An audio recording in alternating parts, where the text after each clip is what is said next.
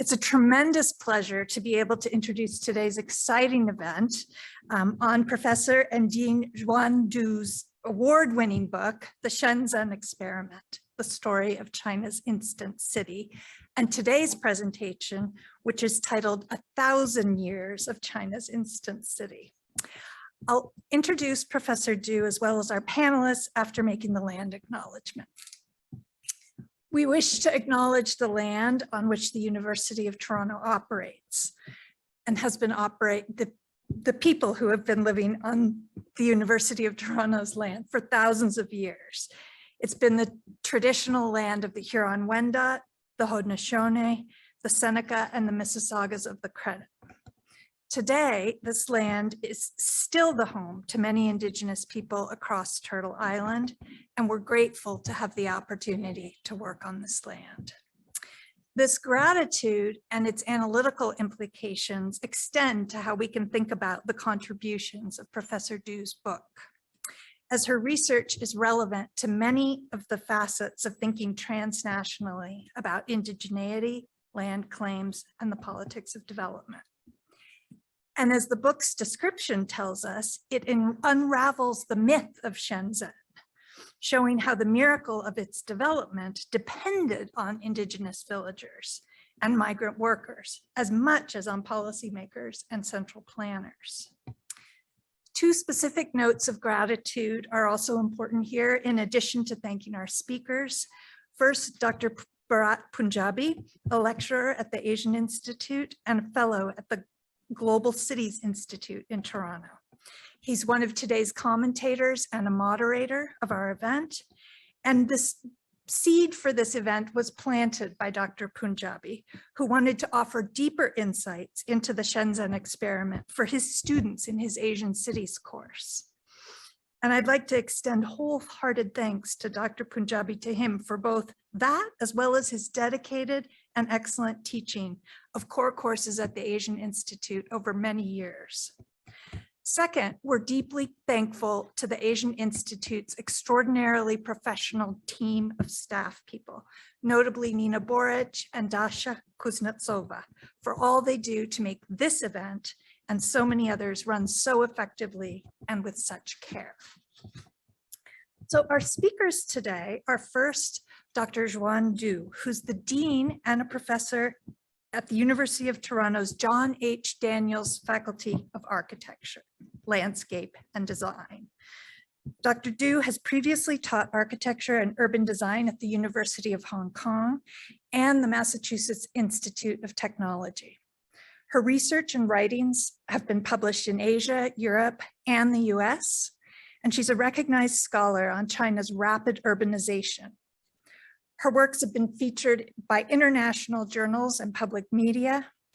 In addition to her teaching and research, Dr. Du has practiced architecture in the US, Europe, and China, founding her own Hong Kong-based office, IDU Architecture, in 2006.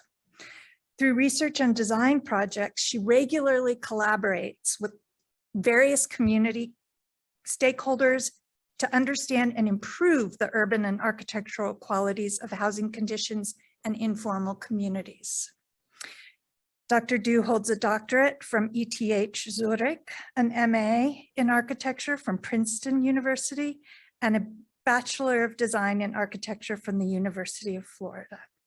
She's also the recipient of a US Fulbright Fellowship for research on Chinese urbanization and architecture. Today, Dr. Du will speak about her research for about 20 minutes, followed by 15 minutes of commentary by three panelists, and then 20 minutes of responses, and then some time at the very end for Q&A for the final 20 minutes of our time together.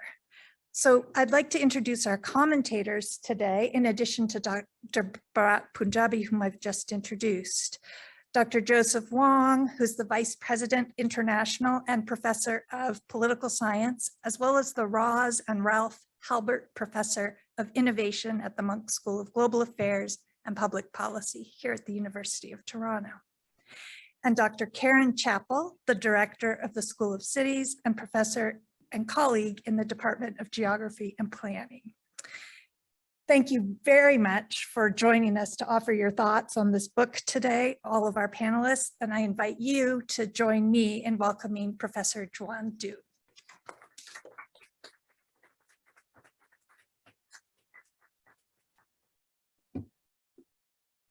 Thank you, Rachel. I should thank you, Rachel, and also to Brad for inviting me to give a talk at the Asia Institute at the Monk School. It's being a very new member of the University of Toronto, having just relocated from Hong Kong to Canada, 8 months and counting. This is a very special occasion for me to be able to step outside of the boundaries of our disciplines and outside the building envelopes of the Daniels faculty's buildings to be able to meet wonderful groups of people across the university.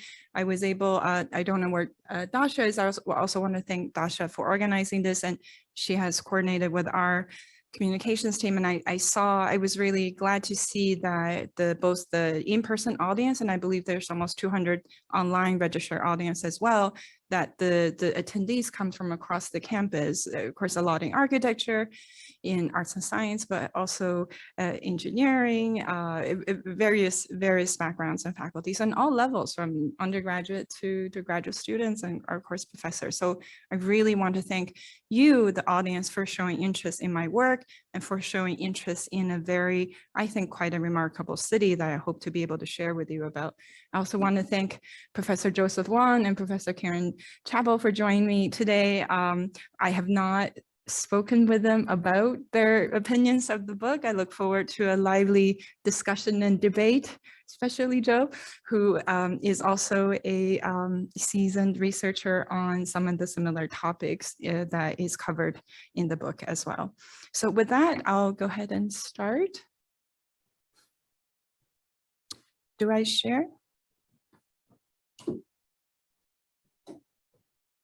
Should I just, okay, all right. These are quicker to advance, or I use the arrow, okay, thank you. So being trained in architecture, my first formal language of communication is visual. So that might be a relief to some of the architecture students present and online, I hope. So I'm going to show you, I will show the audience some slides I've prepared. Some of it are in the book. Some of it was important for me to arrive at some of the thesis of the book.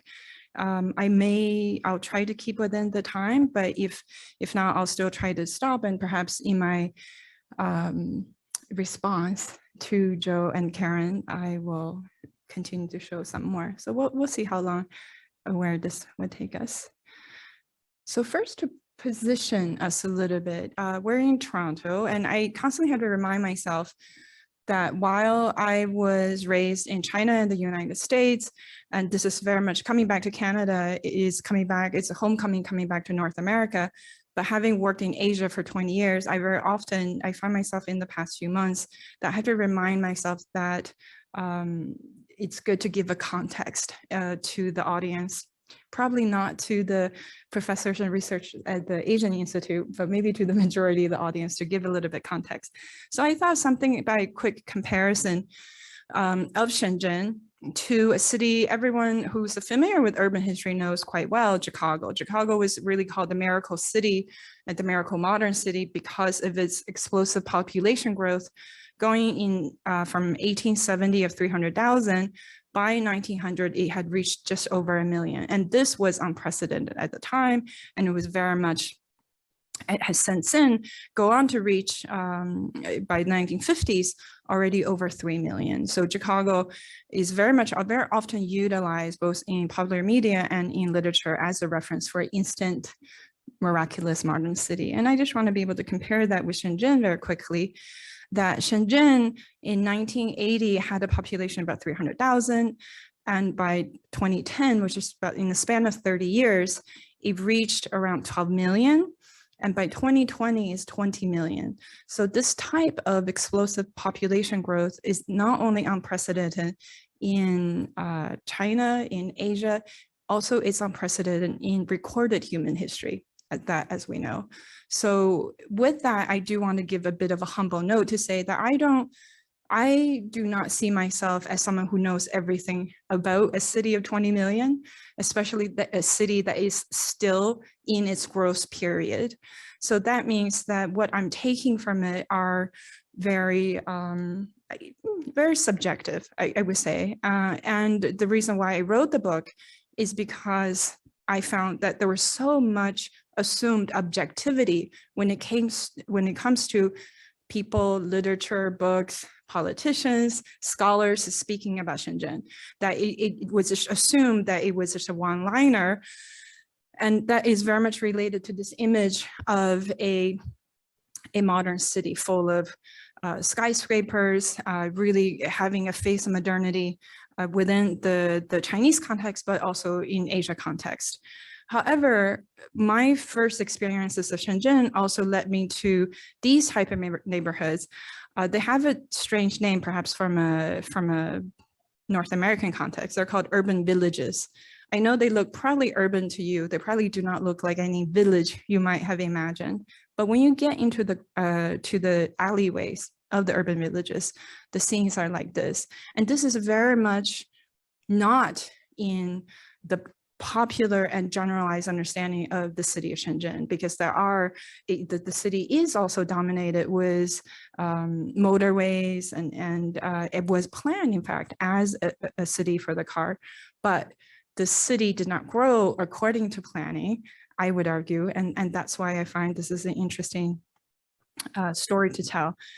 I will show a little video. This is for the benefit of those who have not been to Shenzhen, who have not read anything on Shenzhen other than my book. I think most of you have. No, but just so you know that, my book is trying to demystify a misconception. This video shows you a bit what that misconception is. And this is produced by Russian television, the expert of Chinese urbanization, obviously.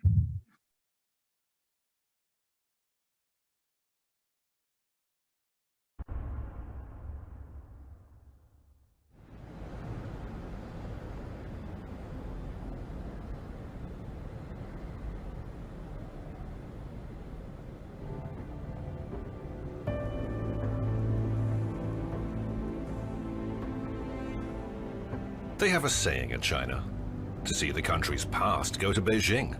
For the present, visit Shanghai, and for the future, it has to be Shenzhen. By Chinese standards, Shenzhen is a very young and futuristic metropolis. The city positively bristles with innovation.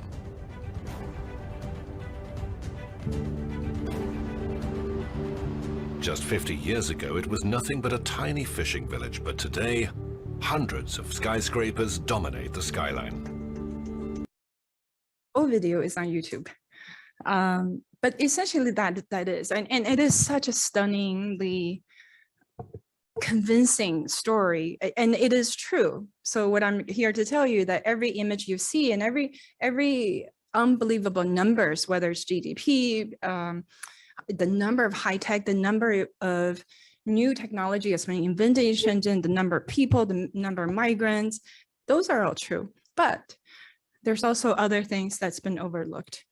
If you did get through at least the introduction of my book, I tried to outline why I wrote the book. And it was really to be able to dissect some of the, I think, the most commonly held, but also most problematic misconceptions of Shenzhen, especially in relationship to China's urbanization history in the past decade. And the first is purpose, secondly, time, third, people, and lastly, place. For purpose, those of you who have been following, probably for the past decade, whether it's developmental studies, Asian studies, whether it's Asia, Latin America, African countries, the SZZ, Special Economic Zone, is very often touted as one of the most successful instruments of urbanization and wealth generation, and the most successful SZZ in the world. I would say probably the only successful one to that scale is Shenzhen. However, there's a misconception about why Shenzhen was set up as the SEZ. And there is this predominant view that the SEZ was a top-down plan instrument to propel China into what it is today, into a global powerhouse of economy and capital.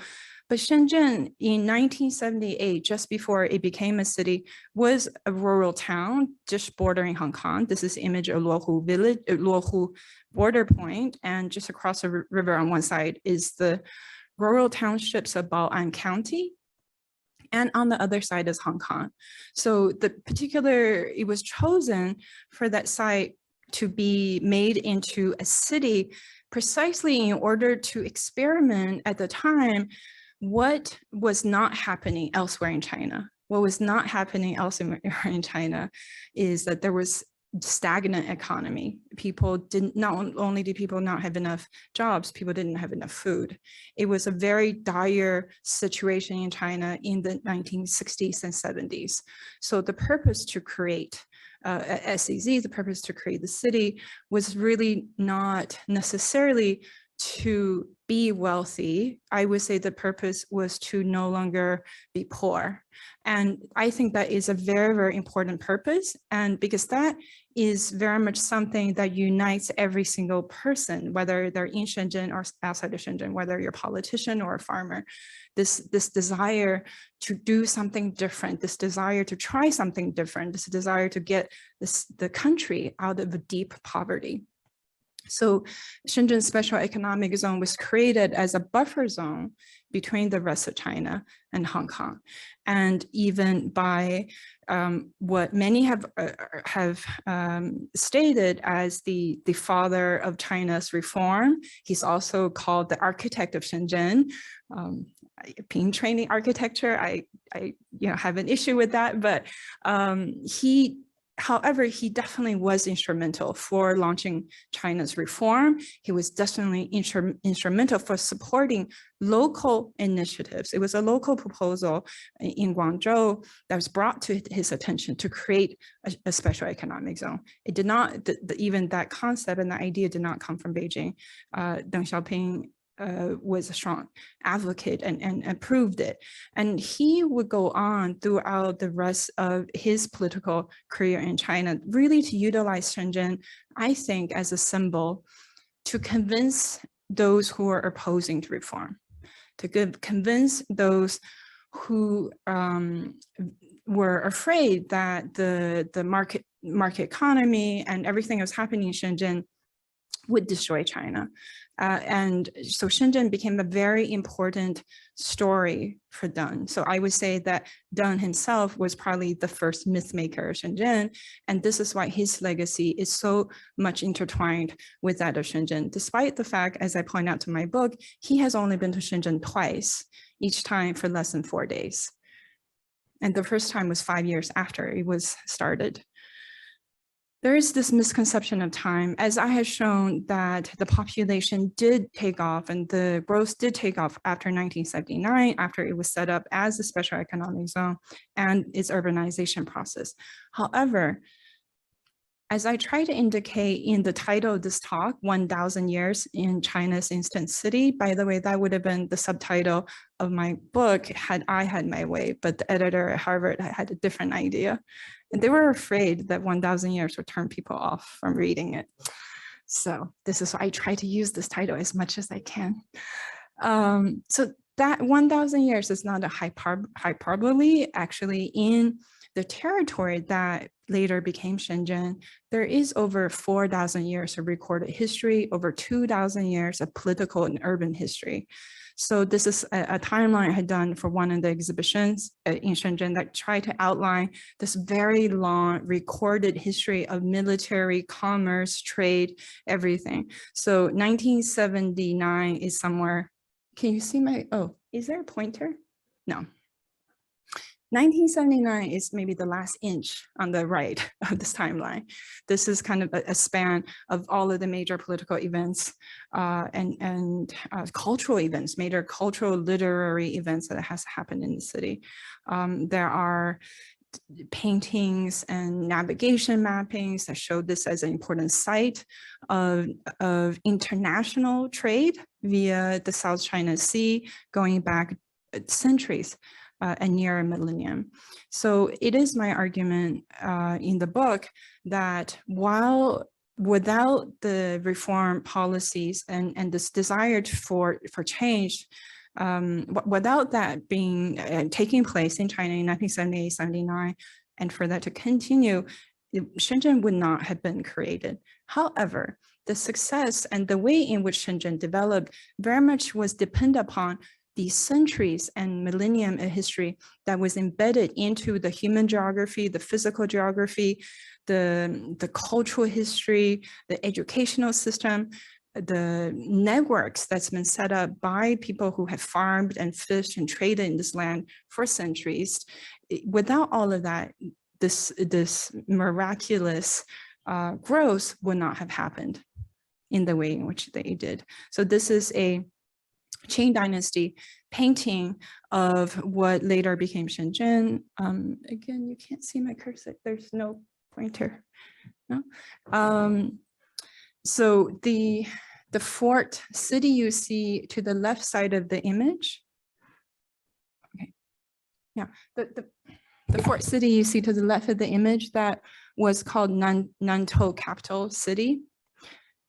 There we go. Thanks. And this was the seat of political governance of the entire territory, the whole Pearl River Delta, since for over 1,000 years. And if you take a look at the form of that fort, for those of you who study medieval history of European cities, it might look similar to you as well. This is Nantou Historic City today. It is an urban village. It may be one of the few capital cities that evolved from a capital city and international trade center into a village. Usually the opposite happens. But you can tell, even though the moat and the wall of this walled city were demolished during, actually the majority was destroyed during the Japanese occupation of the territory during the Sino-Japanese War, you could see traces of the ram earth in the vegetation of trees. Yeah? And instantly it also shaped the later urban form of the modern city via the motorways and such. And this is, this fort city had been built there for at least 800 years. So, even the street patterns of this particular urban village today reflects or is following the street patterns of Ming Dynasty, somewhere around the Renaissance, which at that time, this was a very well-known center of trade and commerce and strategy, and its nickname was called Nine Streets because it was rare for a site at that time to have 9 streets that was full of businesses. And those 9 streets is what I've outlined in the red in the drawing. And it's just remarkable for me to have overlooked this incredible continuity of history, whether it's in urban form or otherwise. Third misperception of people. So if you were to Google on your phone, don't do it right now, later, Google on your phone Shenzhen and population or population 1979, the number that's very often cited is 30,000. And it usually says, it's a city of over 10 million today. They start, 20 years ago, 30 years ago, 40 years ago, fill in the blank. It was just a small, sleepy fishing village of 30,000. First of all, I've never been to a fishing village of 30,000. Second of all, that is just false. So Shenzhen, as I have shown you, it's a territory. It's not one village. There was a Shenzhen Old Town, which is right here. That was at the border between China and Hong Kong, really. And that was an old market town that has a recorded history over 500 years. That town of Shenzhen had 30,000 people. The entire territory of Shenzhen, what later became Shenzhen, was 300,000. And you say, well, what's 300,000 compared to 20 million? Yes, but this 300,000 population was distributed over 2,000 townships and villages, 2,000 communities of trade, commerce, agriculture, seafaring, fishery, orchards. I mean, it was productive townships and villages that have produced agriculture and literature and paintings. It had this deep cultural history that later became the urban villages of Shenzhen. And, you know, if I were to zoom in, you can see each of the red dot was a recorded history of a township or village in the territory of Shenzhen. You can say, well, this is like 200 years ago. What does that have to do with today? These townships, these villages still remain in Shenzhen today as neighborhoods, as urban villages. So all of the yellow spots you see, those are urban villages of Shenzhen today. And the dark is the, say, the urbanization patterns. And you can see that this is very much a case where the city, the urban fabric, the metropolis, it grew from the foundations of these various villages. So it very much was the predecessor to the urban form and not subservient to it. So Shenzhen, I mentioned the population growth. Its growth of economy is even more stunning by most standards. So by 1979, with a population of 300,000, the GDP, the gross GDP of then Bong County was around 400,000 Canadian. I did the quick conversion this morning to contextualize it here. So 400,000 Canadian in 1979. By 2005, it was 1 billion Canadian GDP. And around 2005, it was when pretty much all of the policies that were experimented in Shenzhen had already taken place all over China. There was a lot of anxieties in Shenzhen and a lot of critics outside of Shenzhen predicting not the demise, but the pause of Shenzhen's continued transformation and development. Because what is so special, after all, about the city when all of the policies and money and capital now is in all of the coastal townships, is in Shanghai, it's in Beijing, it's in Ningbo, it's everywhere. And there's a lot of anxieties of that in Shenzhen as well. And 2009 was when I first went to Shenzhen. So a lot of the content in the book really also comes from a ethnographic perspective of me as someone who had witnessed a very much an urban crisis at that time of what are we going to be now? Now we're no longer the pilot of China. And it's been incredible for me to observe how the city and the citizens of the city from 2005 continue to innovate, continue to experiment, continue to try new things that's never been tried before, not only in China, anywhere else in the world. So if you're interested in this, you know, just look up the technological new companies that's been piloted in Shenzhen. It is amazing, like the world's largest drone maker, the world's largest gaming design, the world's largest social media, that all is in Shenzhen. So it's not China's largest, it's the world's largest. And so it continued to evolve. So by 2015, the GDP is already at 350 billion Canadian. And that all came from one small fishing village. So that leads me to the last misconception of place. Because when one is very dismissive of the origin story of a particular city or maybe a particular person, I think we overlook really so much of not only kind of the cultural and historical and humanistic aspects of that site, we really start to develop blind spots even on the study of what came after. So this is an award-winning urban plan of Shenzhen. This was created, so Shenzhen Special Economic Zone started in 1980. This plan was created 1982, released in 1983, but really the city and the zone have already started. But remarkably, this became a very important urban plan because the city, the special economic zone, remarkably developed very closely to this urban plan.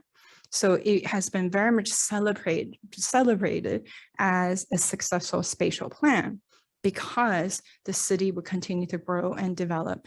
However, this planning would plan for a city of 1 million, which again, if you look at the case of Chicago, was very ambitious and most people thought that was crazy.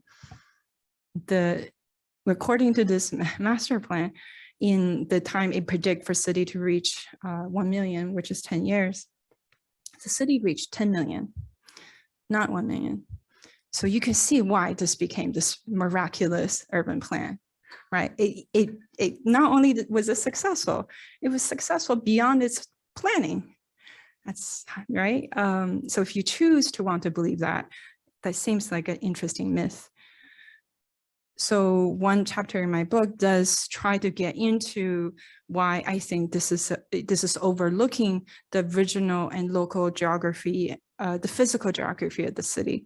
So this form very much follows very closely the urban and physical geography of the townships and villages in Shenzhen prior to it becoming a special economic zone.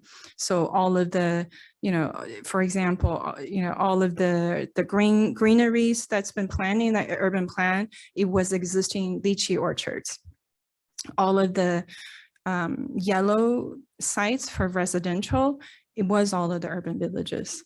The only places that they could utilize as industrial zones and factories took place in where most of the blue shaded areas are. The blue shaded areas were fishing ponds and shrimp ponds and rice fields. They were cultivated and managed sites so that it was easier to turn them to fill them in and turn it into factory. So even that urban plan had followed the constraints of the space and really the budget at the time. China, remember, was really poor and Beijing was not able to give any financial support to the local government in order to set this up. So they had to make do with what they can at the time.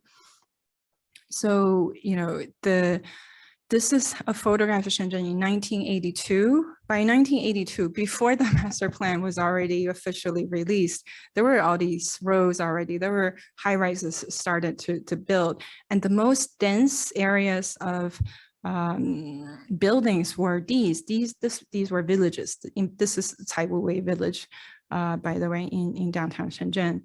So then the urban villages eventually, over a few decades, developed into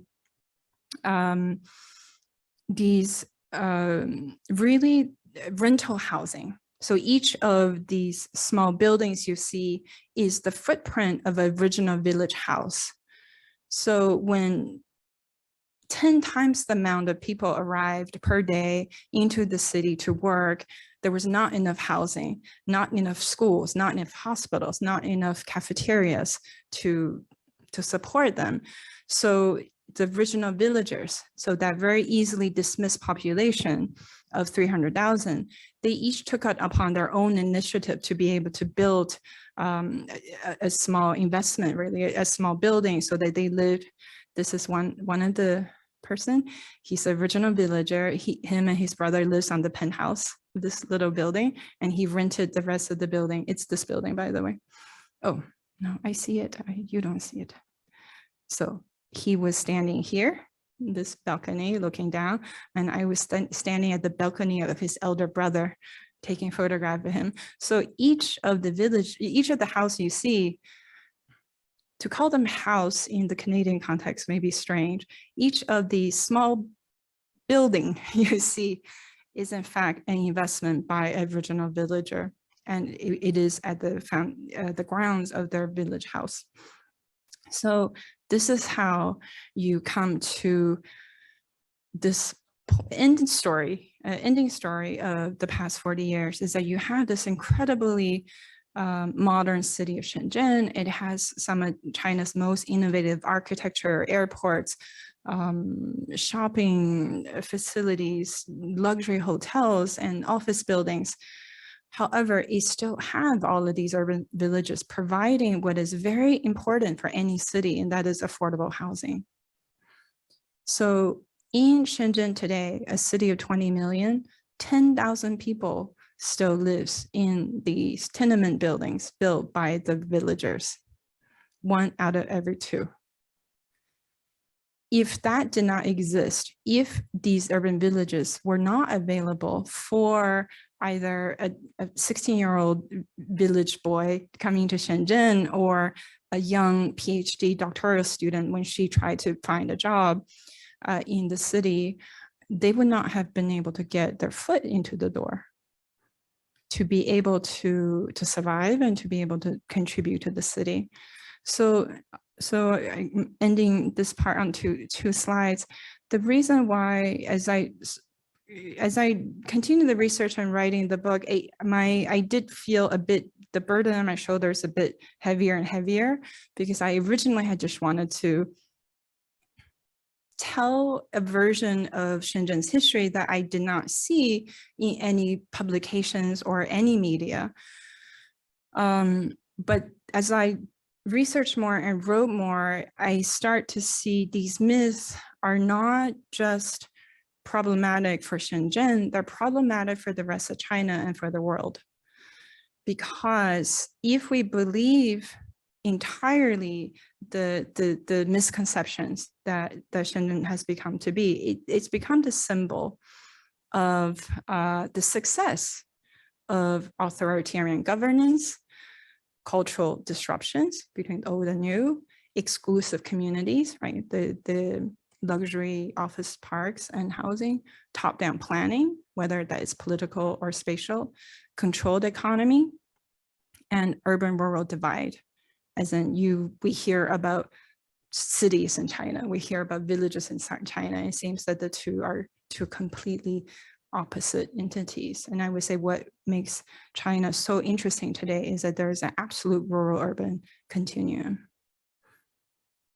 So my research had led me to see that Shenzhen examined with a bit more nuance, a bit more patience, actually had demonstrated collaborative governance between central and local governments, cultural continuity in more ways than one, inclusive communities, whether it's renters, migrant workers, villagers, high-tech workers living together, flexible planning, that early spatial plan was adopted many times. And the urban planners of Shenzhen have come to know are some of the most open-minded urban planners I've ever met in the world, because they've been humbled by how often that their own planning was not followed. And in fact, the way the city has evolved was worked quite well.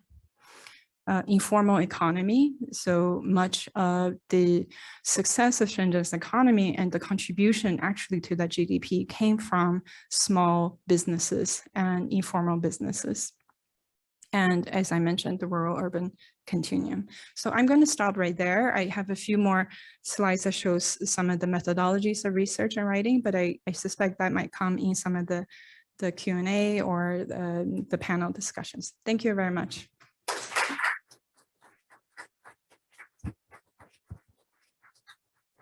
Thank you. Professor Huang.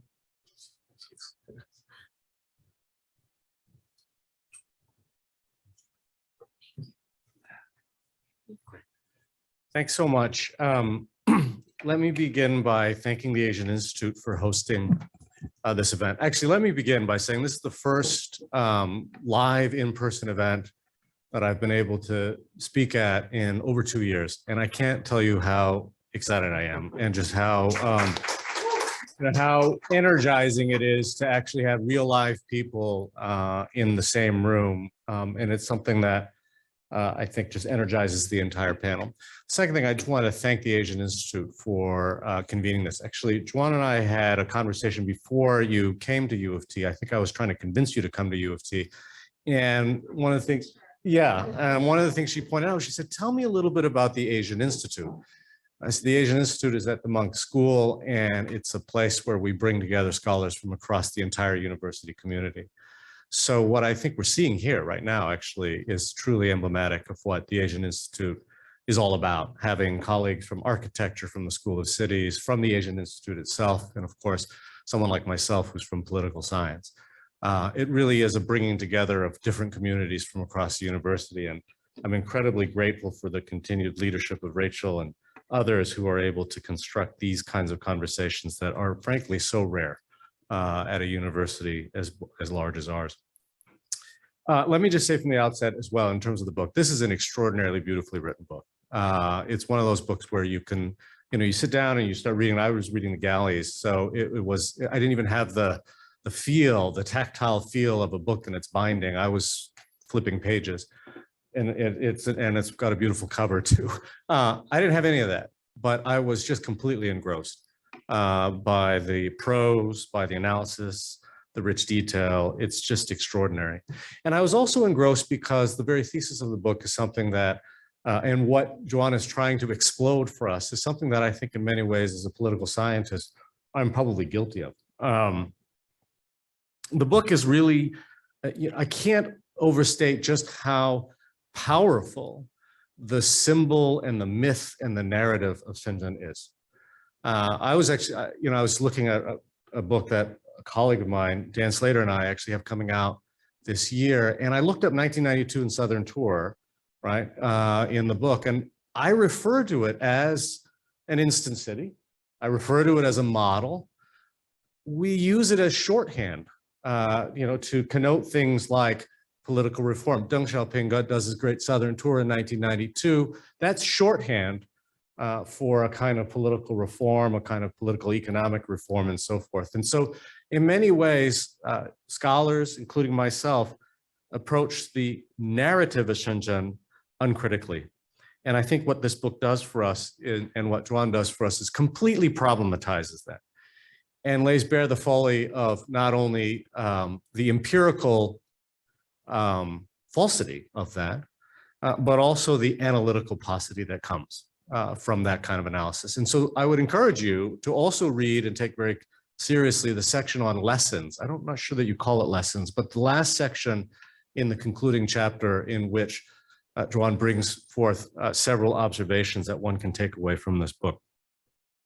I had many reactions to this, including my own culpability in shallow analysis. But in addition to that, as a political scientist, I had many reactions and things that have caused me to rethink some of how I approach questions of development, questions of China's development, and indeed Chinese political economy more generally.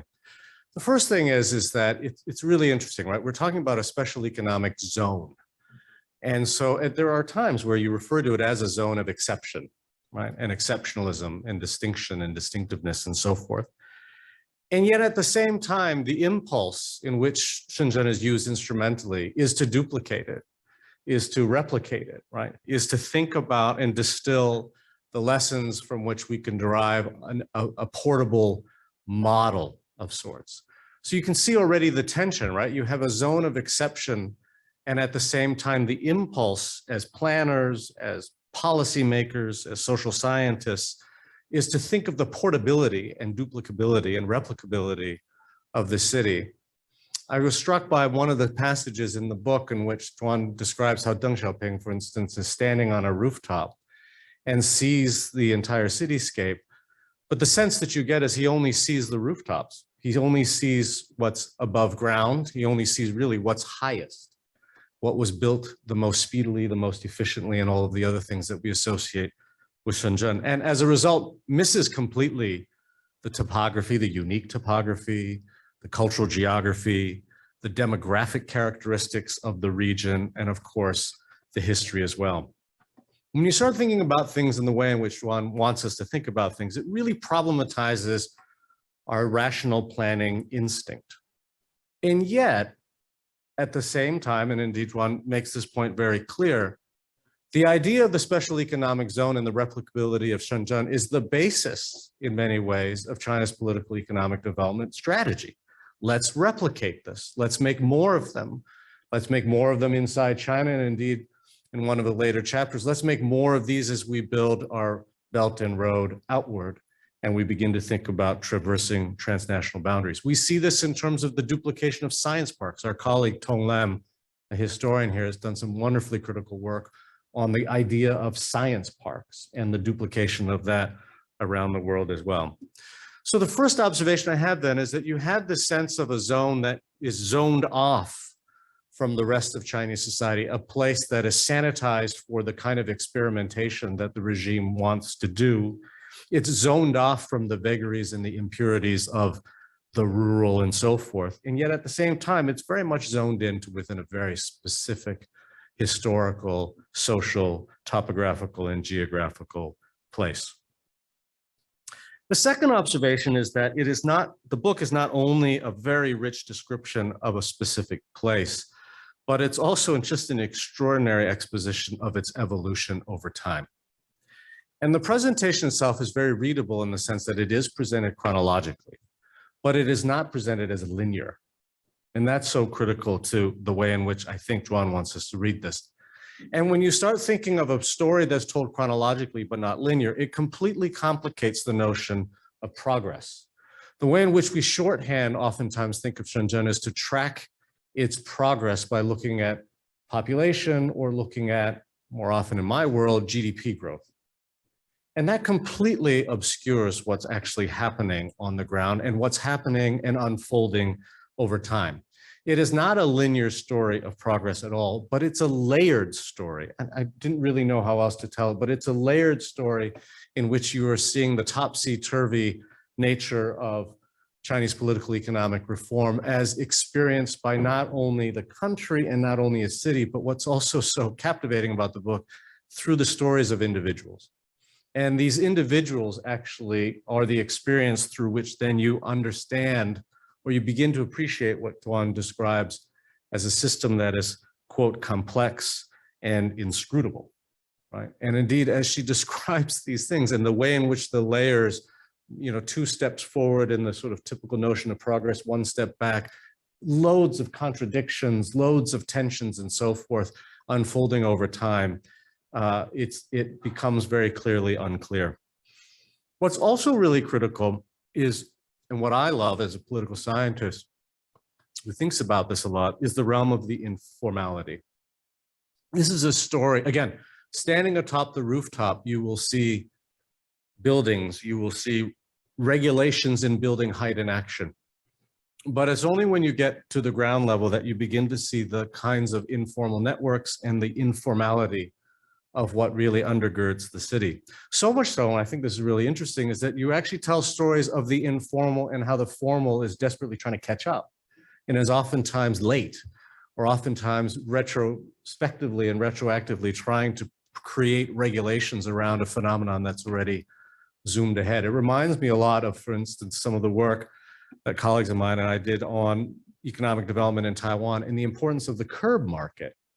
Right? You have an informal lending market that is absolutely so critical to the development of small and medium-sized and micro enterprises that is beyond the regulatory reach of the state, yet at the same time, very much sanctioned, blessed by, and the state is constantly trying to catch up with. All of this is to say, when you start reading the evolution of Shenzhen, you read it as a story of layers, and it explodes this notion of rational planning. In fact, if you read each episode, it seems like irrational planning at times, right? But it's really just a function of how a society, an ecosystem, a policy regime actually evolves over time. The third reaction I have is the notion of Shenzhen as a site of experimentation. I think in many ways it's a site of Chinese capitalist experimentation. And I think as a social scientist, it's really interesting because it rescales our unit of analysis, right? I mean, it moves beyond the firm. It takes us below the nation state. Those are the kinds of units of analysis that certainly in my field we would typically work with, but it takes us to the city region. But it's not only a site of capitalist experimentation, it's also a site of extraordinary contestation. And what's really interesting here is that it is a local, in my reading, It is a localized site of national contestation.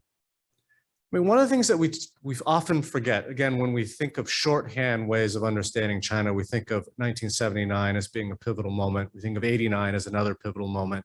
92 Southern Tour is another pivotal moment. The debates actually between 80 and 87 were intense. And it vacillates, right, quite a bit.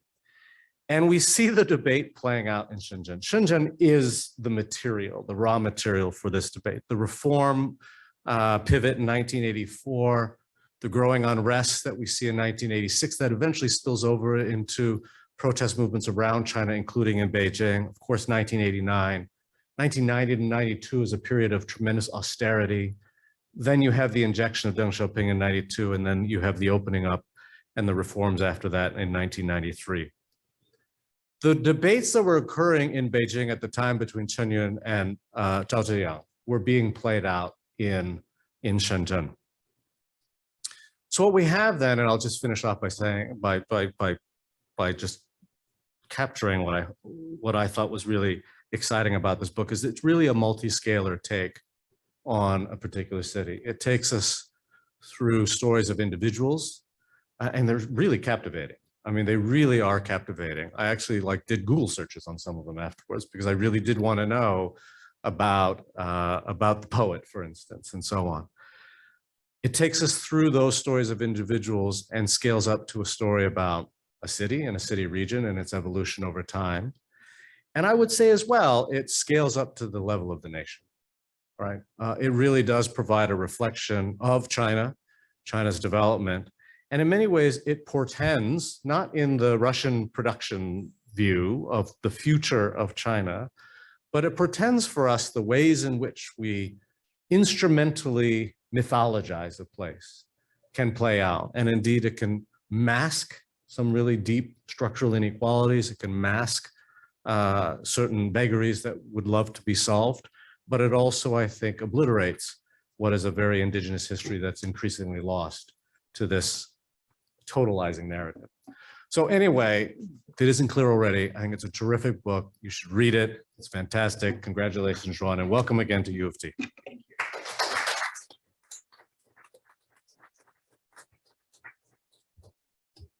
Thank you, Professor Huang, for that very insightful commentary. Professor Chappell is next.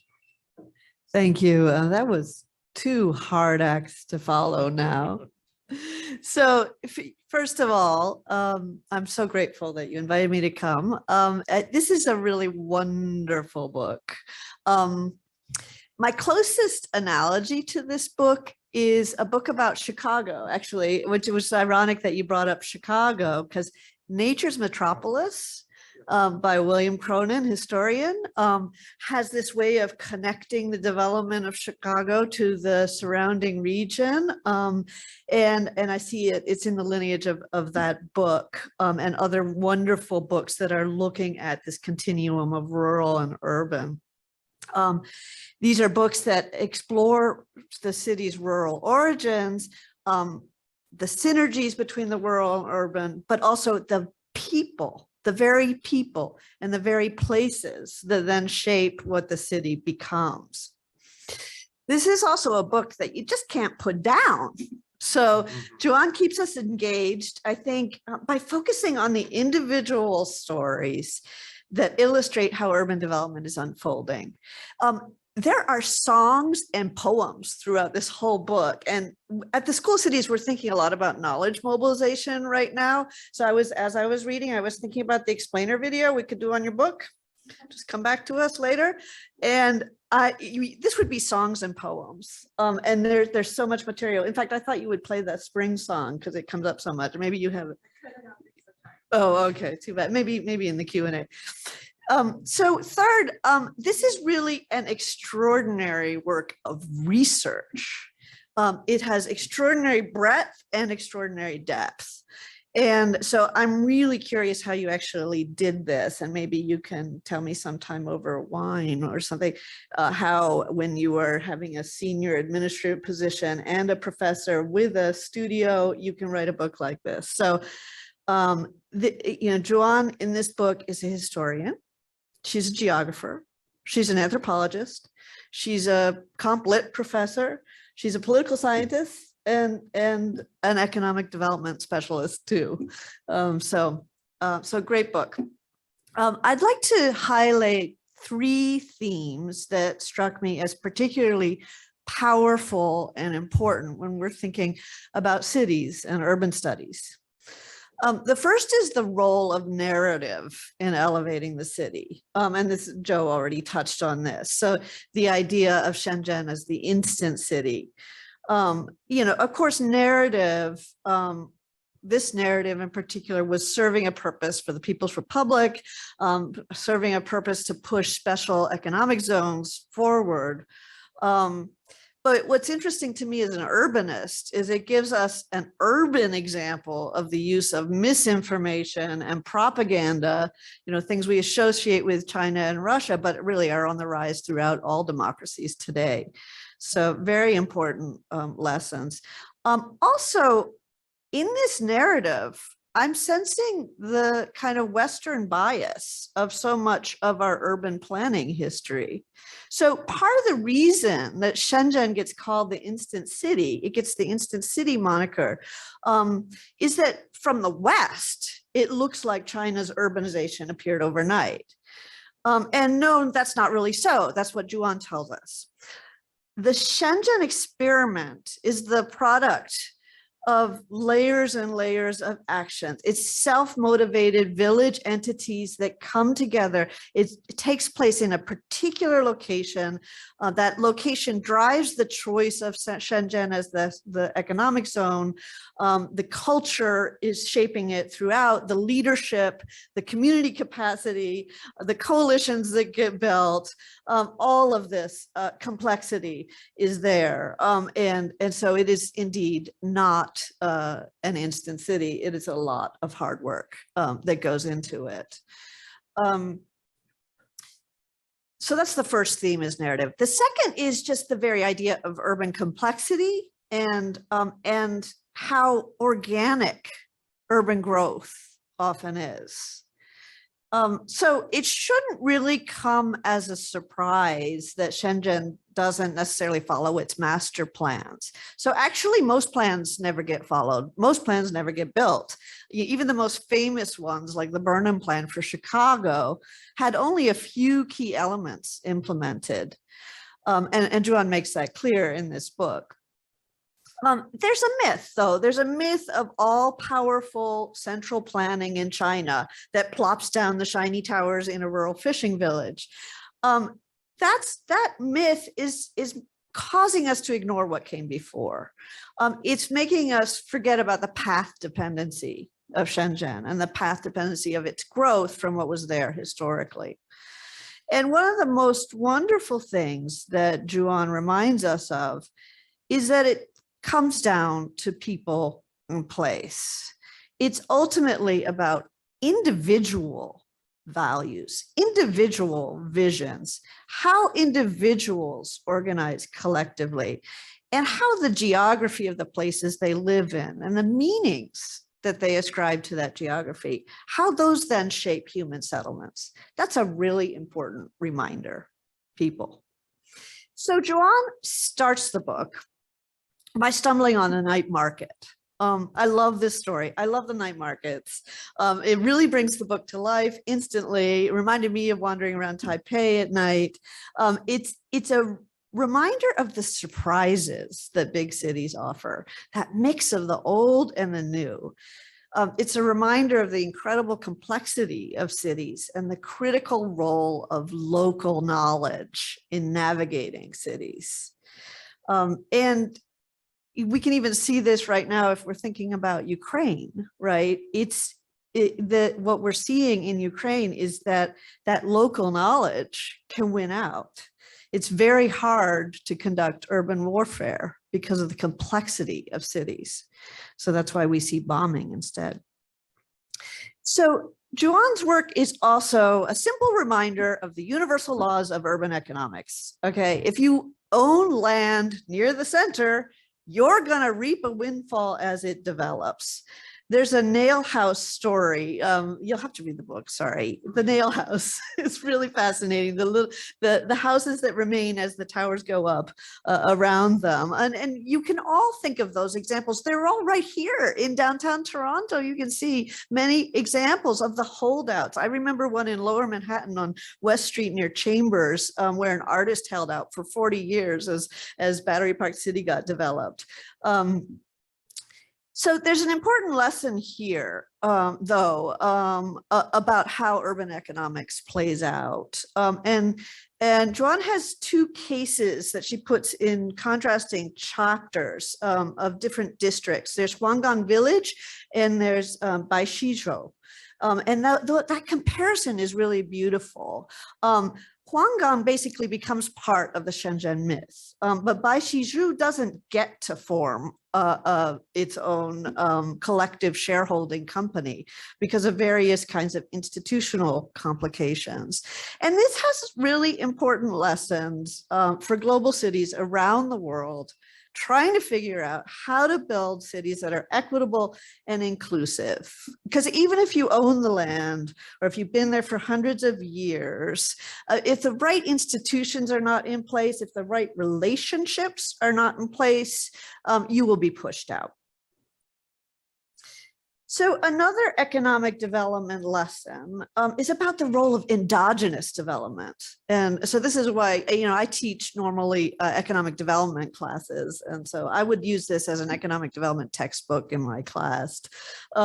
So we hear in this book a lot about the role of rural and village collectives, economic development coming from below, building on local capacity, rather than export-led strategies, which is sort of what the instant city was supposed to be about, the special economic zone and the export-led growth. This is about endogenous development. There was a Kai Wu Wei village story, which is a really powerful story of endogenous development.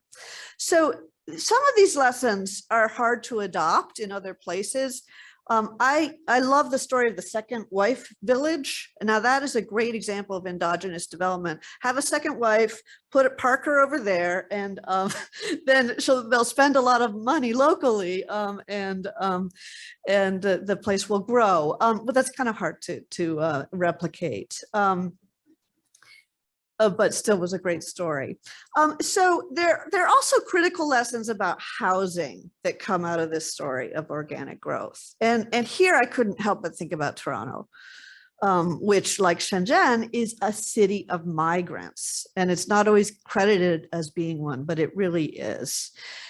So in this Shenzhen story, there's growth from below in the form of auto construction.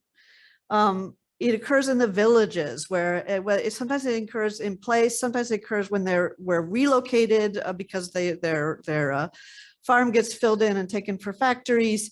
But very often the people who have been there for hundreds of years build themselves. There's an example of homeowners that rush to build 6-story houses, and she has drawings of these, which are fabulous.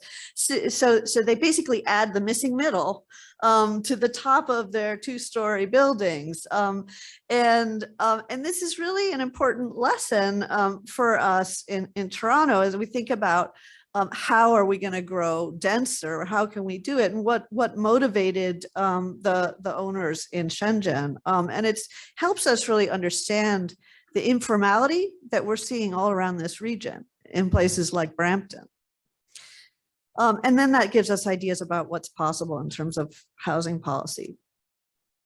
And then there's the story of gentrification, displacement, and the role of a large affordable housing supply in spurring and supporting Shenzhen's economic growth, which is where Juan ends.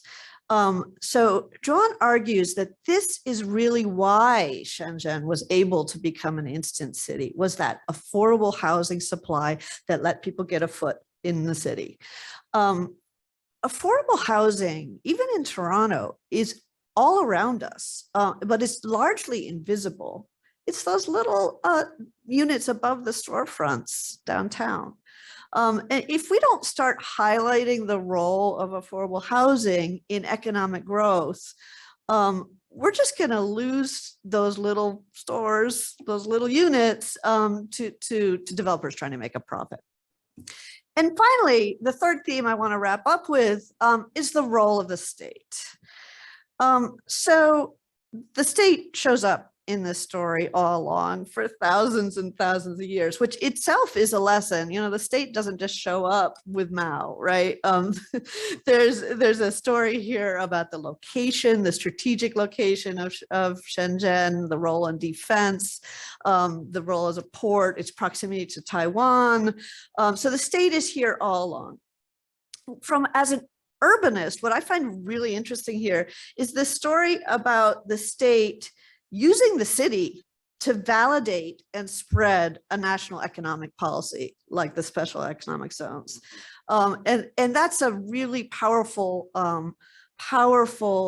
tool for the federal government. We don't always use it in North America, or it's more subtle. I thought here of the work by Anne Markison on the rise of the gun belt, showing how places like Arizona and Phoenix rose because of military spending and infrastructure development and a federal role.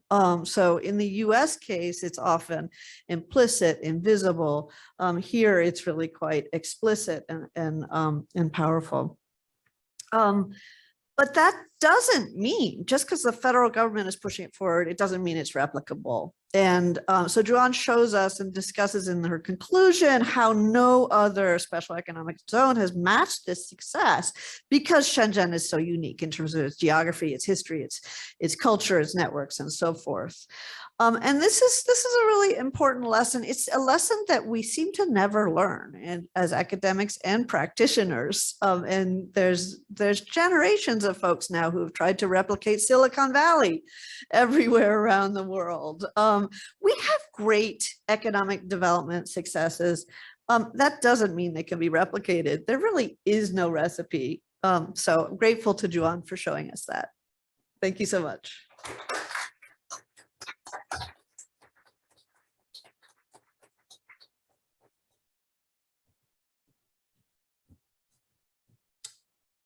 Thank you, Professor Chappell. This, as Rachel mentioned, was really at my behest, having this event around Juan's book, because it was so much full of inspiration for someone who comes from India and, you know, a country which has had its own struggles with, you know, urbanization, urban development, you know, and also an effort at trying to learn from around the world. I thought, you know, this book would, you know, provide a very good comparison with, you know, what has been accomplished in China. So my task really is to, you know, I'm going to first highlight some of the main arguments Professor Du has in this book, which I think are of significance to urbanization in Asia, but also urbanization in South Asia. A number of my students actually, you know, come from South Asia or are Canadians of South Asian heritage, and you know, have asked me a lot of questions, you know, on what this book and, you know, China's SEZ model means for their part of the world.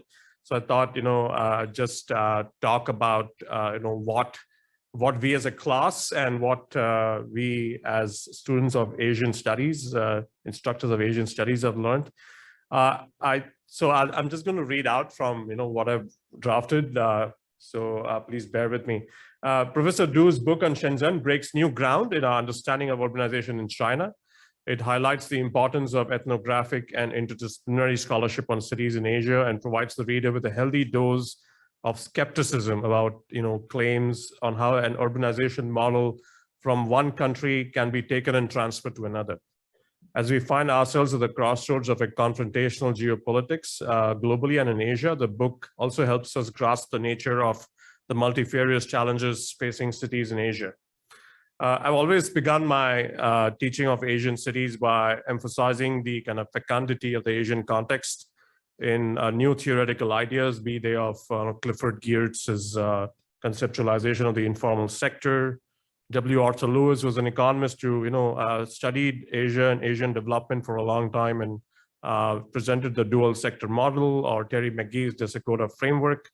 We have seen how mega regions in Asia, and Professor Du spoke about how fast Shenzhen has grown, has contributed greatly to understanding of how space, place, and social relations remake each other in the context of fast transforming geographies. So in her book, and I'm aware of Professor Du's professional, training as an architect, but I think there are a lot of insights, as Professor Huang and Professor Chappell have indicated, on political economy and a city's place-based attributes, which are often not taken seriously enough, and the role it plays in economic transformation. So if I'm asked, where Professor Du's real contribution in this book lies, I think it's in the urban governance reforms, which occurred in Shenzhen in the 1980s and 1990s, which I think are the main, highlight of this book for me, for someone who works on urban governance reform in India.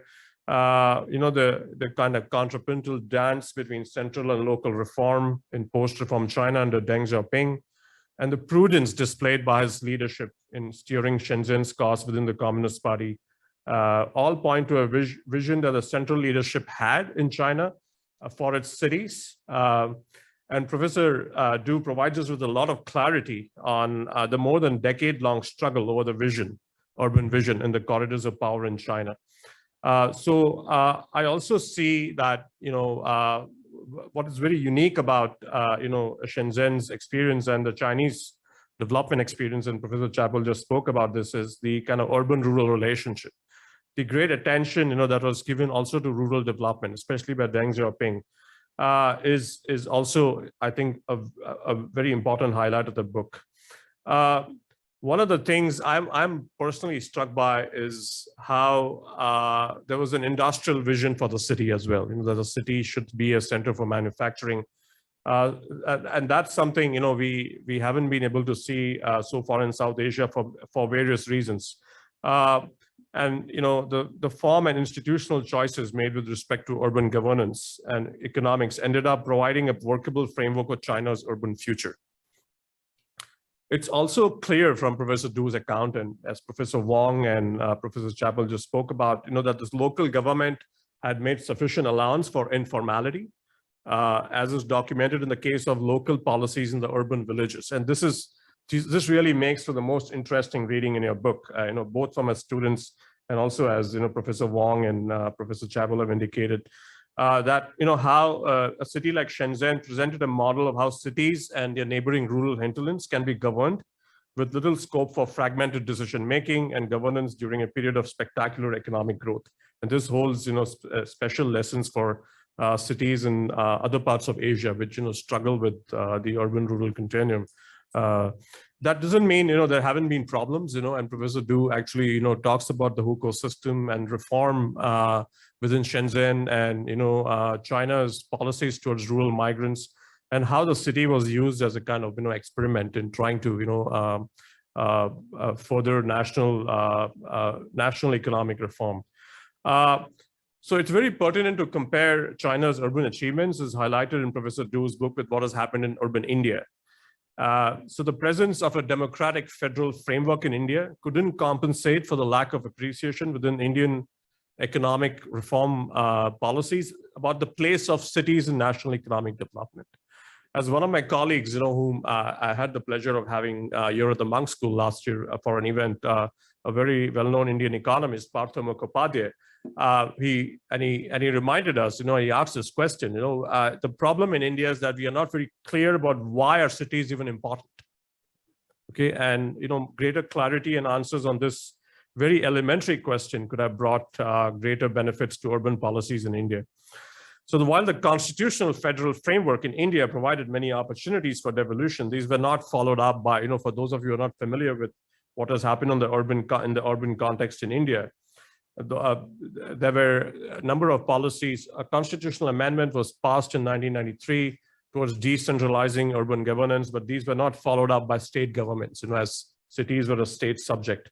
And the lack of political consensus on what we should do with cities and urban governance, and the resulting absence of a local growth machine, which could have carried India along the same path, economic growth and welfare for its people. And most Indian metropolitan cities also have the same urban villages, which Professor Du, I believe, has actually even visited in our visits to India. And but their role has either not been adequately documented, or when it has been documented, we have not learned sufficient lessons for how these villages could provide solutions for the conundrum of informal housing in India's sprawling cities. So it is something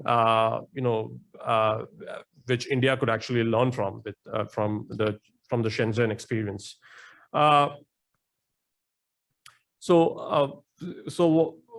The real highlight the other real highlight in the book I really found was very compelling was the kind of devolution Deng Xiaoping actually ensured in Shenzhen with the collaboration of his local leaders. Was this is a principal public finance colleague of mine here at the Monk School, Richard Bird, who's no more. He passed away last year. Identified as the rule of responsibility, that you give a lot of responsibility to local leadership, but you also make them responsible for what happens at the local level. And that's something, that has again, not happened in India. Okay, so that's again, a big problem within Indian urban governance. So to conclude, if the urban story in India is one of incomplete and half-hearted decentralization, it has happened. Decentralization has happened, but it's very half-hearted. Now, the story has also gone sour in China with greater centralization under Xi Jinping and a crackdown on the excesses of the market, locally in cities, but also nationwide. I'm really thinking of how he's trying to, crack down on the real estate sector. I'd be really interested in hearing from Professor Du on where she sees Shenzhen as a metropolis going from here, especially in a period of such, great geopolitical turmoil and uncertainty. And is there a future vision for Shenzhen that is out there, which she would want to share with us? Thank you.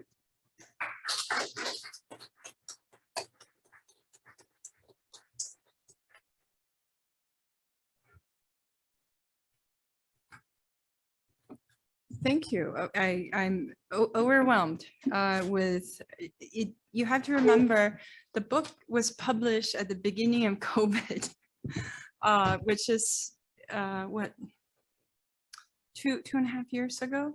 So this is probably the second in-person book talk I've given.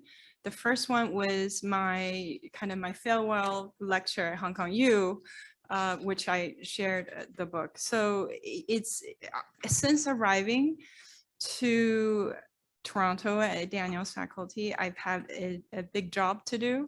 My day job of running the dean's office at the Daniel's faculty. So I have not had any time to really think about this book, specifically to even think about Shenzhen, because I've been just absorbed in trying to learn about Toronto and about the university and everything here, which is very, very exciting. And as Karen has pointed out, there's a lot of similarities between Shenzhen and Toronto. It is one of the reasons why I accepted this job. In fact, it wasn't a coincidence. The multiculturalness of the city, the fact that it is not only is it a migrant city, it is still a migrant city, and it will be a migrant city from what we can see because of this extraordinary openness that the Canadians and here in the city have shown towards open immigration. And this is, I can honestly tell you that this is probably the biggest reason why I felt comfortable to accept a job in a city I've never lived in and worked in. It was a faith in the spirit of the city, to be open to new ideas, to be open to new cultures, to accept differences exist, and to see it as a strength and not a weakness. So, therefore, I said I'm a bit overwhelmed because it's been a while since I really thought about this work. It's been a while since I thought about Shenzhen and Hong Kong. We didn't talk about Hong Kong as much, but perhaps that can be a part 2 of the lecture in the future. So while the book came out 2.5 years ago, the manuscript finished 5 years ago. You know, to the young PhD students in the audience, you know, academic books, not only does it take a long time to write, it takes a long time for them to get the damn thing published. So I was, you know, I was very, in the past 5 years, just thinking about when I finished the book. When I did my last touch up of the book before I went to press 4 years ago, it was 2 years after the current political regime in China under Xi Jinping. And it was very heavy for me. You know, Bharat, you asked the heaviest question at the end, and now I have to answer it because I saw a lot of nodding heads in the audience. Like, where's the future of Shenzhen? Where's the future of China? Where's the future of democracy in the world? I think these are all really relevant questions, and these were questions I really struggled with as I finished to write the book. Because I started out on I thought a very simple project. I thought I could get it done in 2 years. It took 15.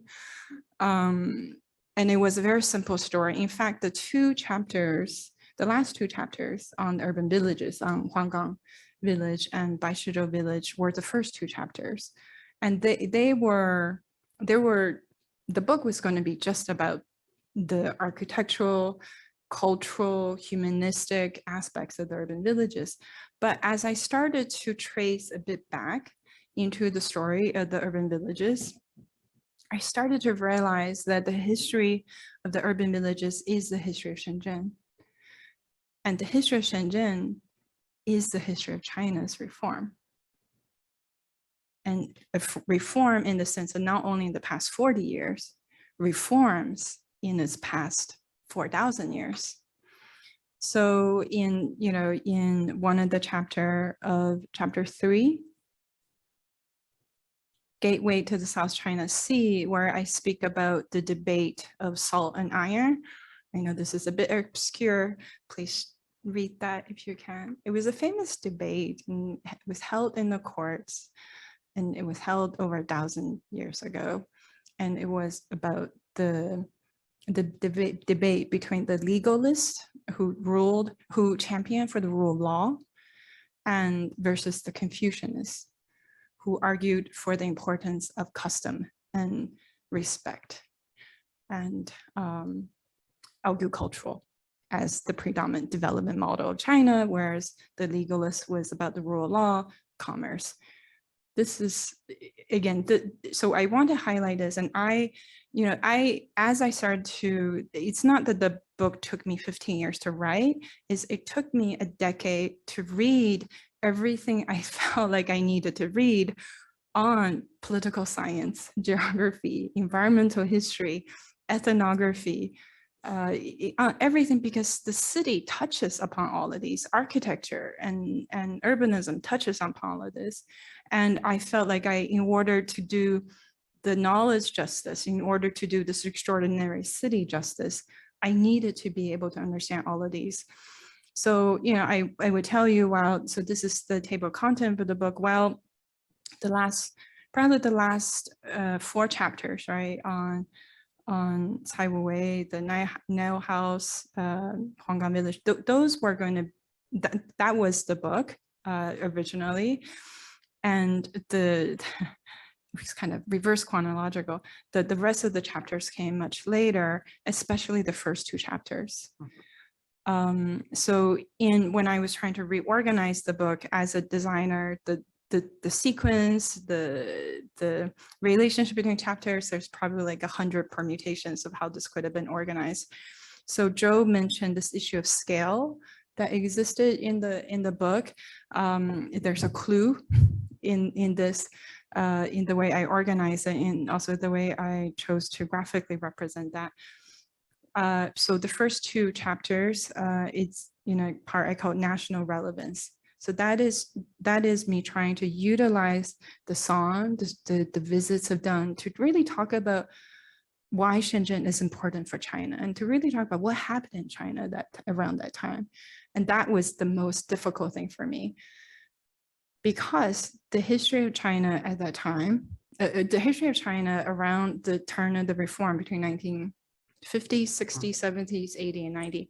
That history has not been well written, has not been well researched, has not been well discussed and disseminated for political and many other reasons. So, and that the literature around that time tend to be, whether it's in English or in Chinese, tend to be very different. And most of the literature also is very from like a bird's eye perspective about everything. So it was really by necessity, and it was really one of the last layers of the book that I started to utilize individual stories to frame each of the chapters, because I found that it was very difficult for me to tell such a complex story through time, through space, through political regimes, and for people to even care about them. I was getting bored writing all these policies. And I was like, how am I going to get anyone to be interested to read about all of this? And so it came to me to really utilize the people that I met in Shenzhen, the people I've read about in Shenzhen, and some of them are mayors, some of them are villagers. I was counting on the importance of humanity and for the human story to transcend time and language and culture. And I was hoping that it is kind of these humanistic stories that might allow someone in Indiana who's never been interested in Shenzhen or even ever heard of it, it might be able to find this is interesting.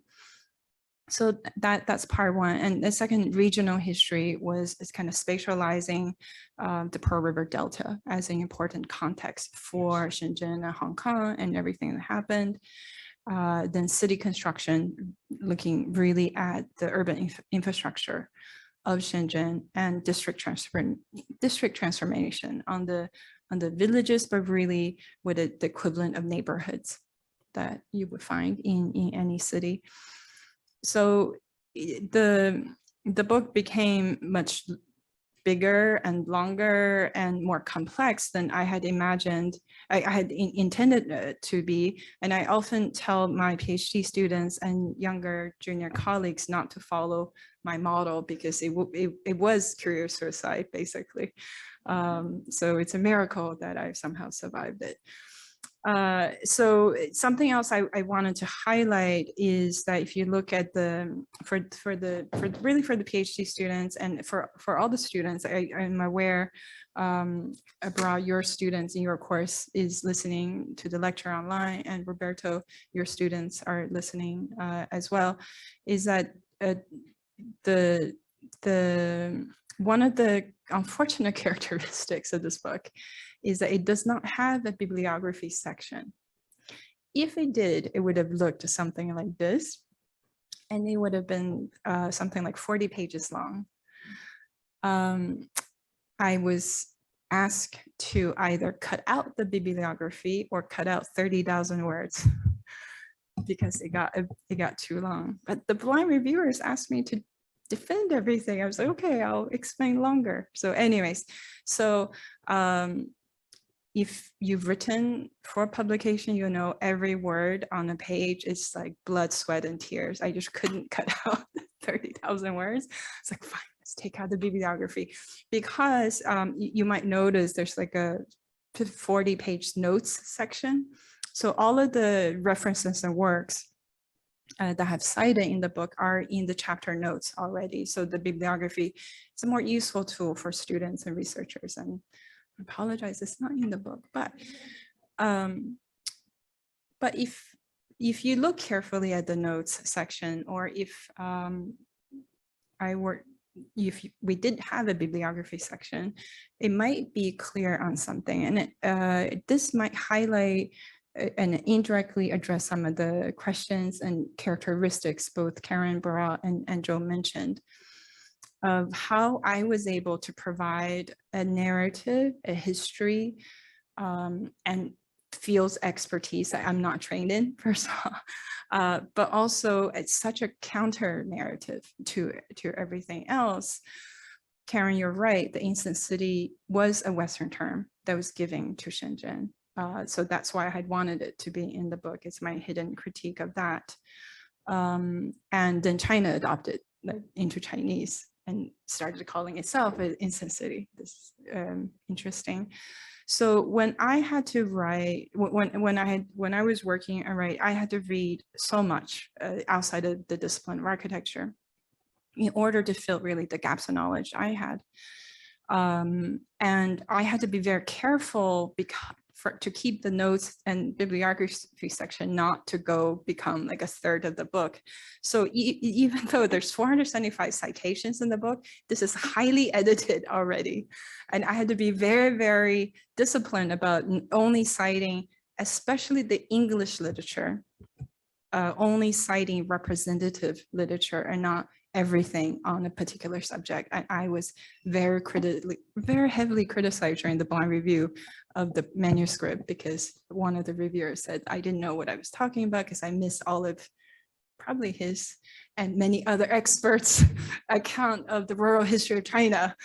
But I had to be very selective because I've only cited 28 academic English journals and 38 books in English. It doesn't mean I've only read them and utilized. It means that these were the most representative ones. I have utilized a lot of multimedia material as references, and Karen has pointed out the use of songs and poetry, literature, fiction, film, television shows, paintings, village records. So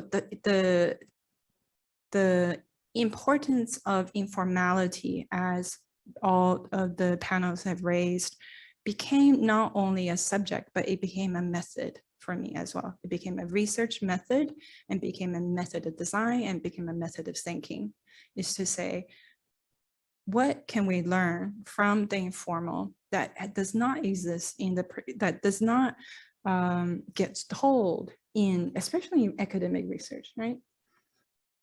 What stories do they tell? So that was very much an intention. I would think it's probably may not be able to find another Harvard University Press book where there was more multimedia references than academic journal articles. Again, cursor aside, young academics and PhD students don't do this. I did cite generously Chinese language materials because the majority of these 373 Chinese language materials have never been presented or be made aware of to non-Chinese reading researchers, scholars, general intellectual reading public who might be interested in China. And many of these, I have, the ones that are quoted are historical texts that's been written centuries ago. So I also had to become a bit of a pseudo translator of ancient Chinese poetry. And that was very, very challenging as well. So, even in the first chapter, the story Spring, the song, there's some odd, like Google has some odd English translations of the song lyrics, but it's not, obviously it's not very good. So I had to rework that and really try to see what might be the best way to translate it. And because I was able to meet with and interview the lyricist who wrote the song, it was helpful for me to be able to really see how that song, as I presented in the first chapter, he wasn't just writing about Deng Xiaoping. He wasn't just writing about Shenzhen. He wasn't just writing about China. He was writing about his own family. He was writing about himself. The story of Spring was the story of Spring of him. The fact that he was finally able to see his sister after not being able to see her for 30 years. And he described it to me that it was the end of winter. So that's why I chose the song to open the book, because the political and cultural significance of Shenzhen, I think, have been overlooked because so much emphasis has been placed on the economic success and the economic experimentation, not enough has been placed on the cultural, the social, the literary, the humanistic experimentations that took place in Shenzhen. And I am convinced it's those aspects that was able to change the economics, not the reverse, because economic policies could be replicated easily. So, you know, one of the themes that Joe's comment, and also Bharat, you were talking about this, about the replicability of Shenzhen and Shenzhen as a model. I found at the end of the chapter, I was also twisted up in my mind, is like, I've been arguing the whole entire book that the way, you know, the Shenzhen model is a myth. You can't replicate it like that. You can't just go to country X, clear a piece of land, add some money and give some policy and a factory, boom, you have a success. But, you know, I've spent 15 years writing over this. It's got to be useful to someone, right? Like, so if Shenzhen is not a model, then what is used? So I try to do that at the last section, as Joe mentioned, some lessons. I think it wasn't as elegant and complete as it could have, because by that point, I just wanted to get the book finished and out, because I had a day job. I had a few day jobs to do, and the book became a night job, literally. So I hope that once I get a hang of what I'm doing here at Daniel's faculty as the dean, I can return to that part to really talk about what are some of the lessons and what are some of the significance that this, at least this perspective that I revealed of Shenzhen, how could these be useful and helpful for people everywhere else, such as in Toronto? Karen started, alluding to some of them, and they were definitely on my mind because my other night job, I'm also a community designer, and I work with NGOs on developing social housing and affordable housing in Shenzhen and Hong Kong. So the architectural agendas, the urbanistic agendas, a practice is embedded throughout the book. I just chose not to foreground those works because when the editors at Harvard Press agreed to publish this book, they only gave me one requirement. They said, could you, this is a great manuscript, could you rewrite it by removing all architectural and urban jargon, so that not only architects and urban planners can read it. And I looked at them and I was thinking, do they realize that architects and urban planners do not read the same things? And that I have already worked for 10 years to write something that at least these two communities could read. So the challenge to me was, and I said, well, what do you imagine as the audience? They said, how about a general reading public who may not know about China? So you have to define who is Deng Xiaoping. You can't just say reform and opening. You have to explain what it is. I was like, I'm not a political scientist. How do I explain this thing that political scientists have a hard time explaining today? Yeah. So this is why I had to turn to all of this literature and books and historical records and multimedia materials in Chinese, because I had to in some ways reconstruct through the framework that I had established of studying and researching Shenzhen through its urban informality, really. That was, if I were to use a theoretical framework to describe the book, it is the urban informal. I didn't use the term because I was told don't use any academic jargon. Like, okay, so I did remove that, but I'm glad that all of the panel notes picked up on that aspect. But that, again, I said that I started to think of that not only as a subject matter, but also as a method of inquiry, a method of research, and a method of writing eventually. So this is why this final outcome of the book is very strange. Karen, it's really great that you cited, you said that this reminded you of William de Conan's book, Nature's Metropolis. First of all, thank you. I consider that a huge compliment. It was nominated for the Pulitzer Prize, right? Second, when it became, when it expanded outside of the scope of those few chapters of really the urban form of the city, I was asked by the publishers, like, well, what is the book most similar to the book you're trying to write and publish? For aspiring academic authors, that's what they're going to ask you first. And you're like, this is the first book ever on this. What do you mean? There's no model.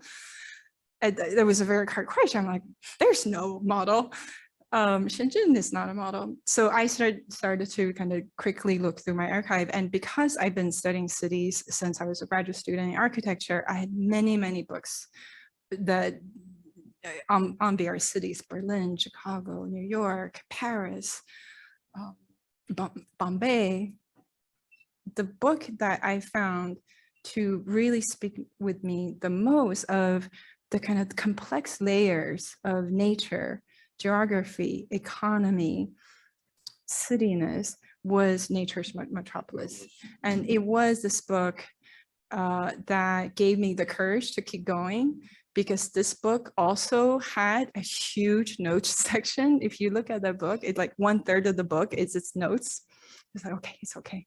There's a precedent in this. And that it was a book that covered multiple subject matters. He was not an architect. I think he was a geographer and economist. Yeah. I don't think he was trained in history, which also gave me confidence to try to write an urban history, not being trained as a historian. So as you can see, the process in which I had conducted the research, written and produced the book was anything but linear, much like the way Joe had described my book. It was chronological, but not linear. And it was very much 2 steps forward and 1 step back. So I'm very glad to be able to have taken today to be able to, for me to think about the book, to hear all of these wonderful comments, and it's reminded me the importance to continue this work and allow me to be able to further share. I know you want to have audience, but I realized there was one question you asked me, Bharat, that I'm avoiding to answer. Where do I see the future of Shenzhen? I'll try to say that in 1 sentence or 2 sentences. It's a difficult thing. I would just say that Shenzhen today is not the Shenzhen 5 years ago. Shenzhen today, in terms of its political governance, its civic governance, its culture, the willingness to experiment, the willingness to try things and fail, which was very much an important quality in all of the local governors. So whether the mayors, the planners, the chief of the heads of various organizations, there was this incredible frankness to say, we don't know all the answers. So, if you have a better one, you don't speak Chinese very well, you just arrived from the US, you seem to, it looked like you be pretty confident. Let's see what you have to say about Shenzhen. So that was how I found myself in 2005. And I was able to advise urban planners. I was able to advise mayors. I was able to really be part of the urbanistic and cultural scene, setting up some very important cultural legacies, such as the Shenzhen Biennale, which we started in 2005, and it's the largest cultural event of architecture in China today. This is all to say that when I say the Shenzhen today is not the Shenzhen 5 years ago, it's not only from the academic perspective of the book, but from my lived experience of having worked there with individuals from across all sectors of life. And I am worried because the direction that the city and the direction the country is going, it is that 1 step back. And I hope it's not going to be 2 steps back. Okay. So Thank I you. leave it at that. Thank you. Thank you. Thank you very much. And we are looking forward to the questions and answers session. I know Professor Du has to leave at 5. It's okay. but We yeah, can have the. But so, if you have questions, you could step forward and ask it. And we also have questions coming in from the Q&A, which I'm going to try to summarize and present to you. Sure. Thank sure. you. Are there any questions from the audience? You could just step forward and. Yep.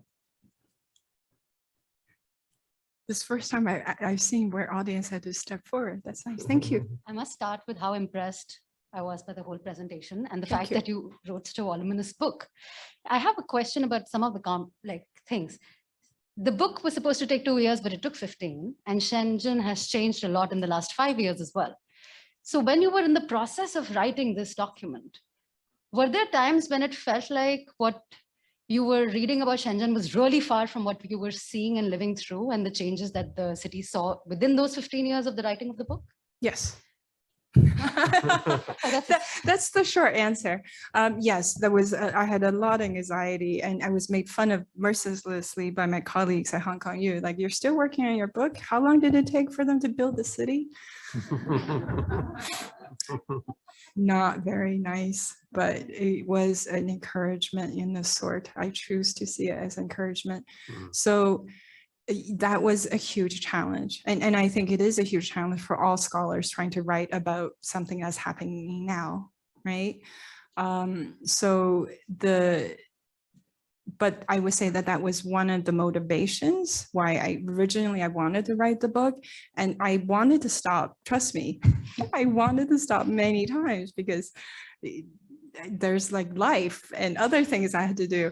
I wanted to stop, and I kept looking at, and the literature on Shenzhen, on Chinese cities, from 2005, say by 2015, in 10 years, there was suddenly a lot of literature on the urban villages, and it became a subject matter of interest both in Shenzhen and in the world. There's like a lot of doctoral students writing about Shenzhen, and many of them come to me, whether calling or emails, whether meeting me in Shenzhen or coming to Hong Kong to talk to me about it. And there have a lot of colleagues in Shenzhen who were writing about Shenzhen and getting it published. So by 10 years into it, I was like, okay, so I'm not going to be the first author of a book on Shenzhen in English, because some of my friends and colleagues in Shenzhen have gotten there already. I will just try to make a more interesting book. So there was that anxiety, and this is why the bibliography section did grow and grow. And the newest things I was citing in the bibliography was real events that was happening in the city, that was, published in local journals, in television, etc. So I did, in trying to work on this, the writing had to develop very organically, and I had to change some of the conclusions and some of the issues. For example, the last chapter by Shizhou, by the time I finished writing the book, they were still full of people. In fact, 20,000 people lived in, 200,000 people lived in Baishizhou. It's the largest urban village in Shenzhen. By the time the book was published, meaning, Baishizhou is a ghost town now. Everybody had to be, everyone was displaced. Now it's a huge cluster of empty buildings.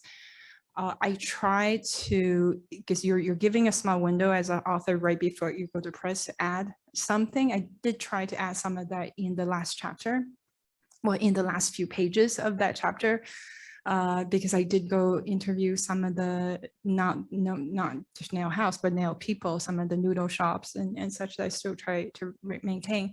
So I did try to, as best as I can, try to still, at least before I went to press, to add those knowledge that's in there.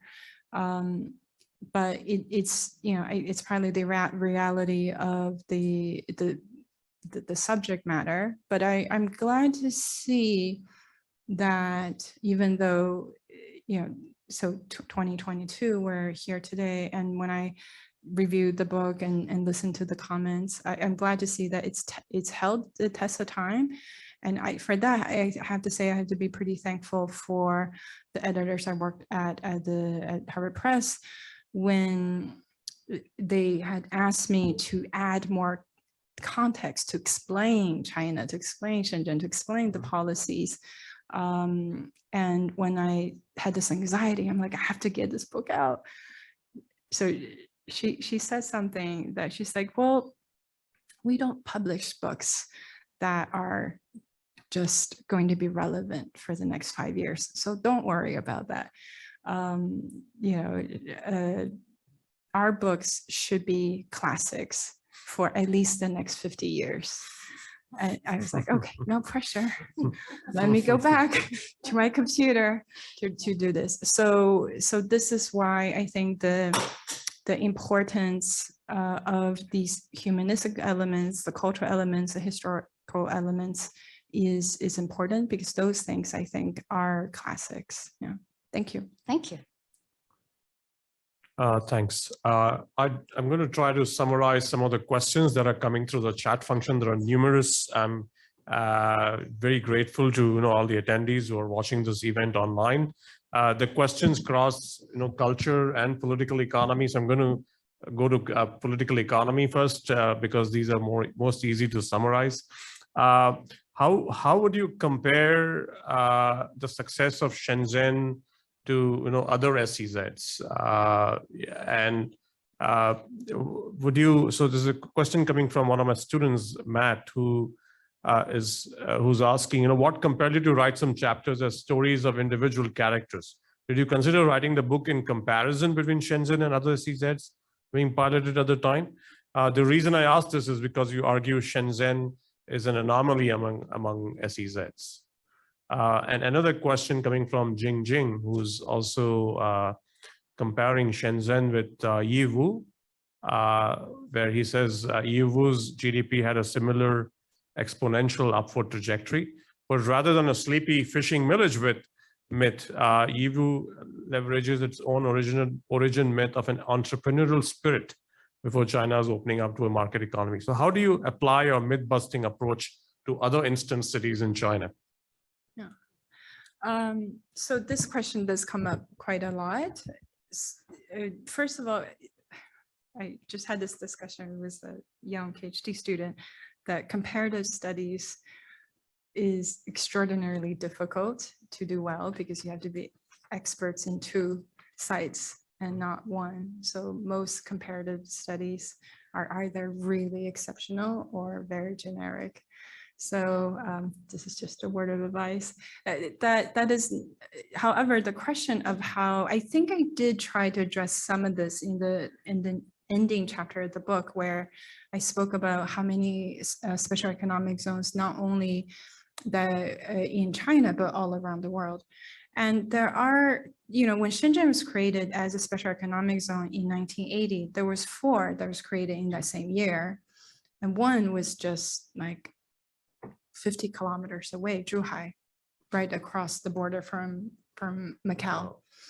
There's Zhuhai, there was Nantou. So if we say that it was this unusualness of time that led to Shenzhen's uniqueness, 4 was created at the same time, and 3 of them are in the southern region. So I would just use that as an example to further evidence why I say Shenzhen is unique, and that uniqueness is not just its history or its location, it's everything that I have covered in the book, including the attitude of the local government in Shenzhen, the local planners. So for example, in Zhuhai, the closest city that was also set up as a special economic zone, there's also urban villages. As Bharat, you mentioned, there are urban villages in India, especially in Mumbai and Delhi. And I did visit those urban villages and try to understand the 14 categories of urban villages that are there.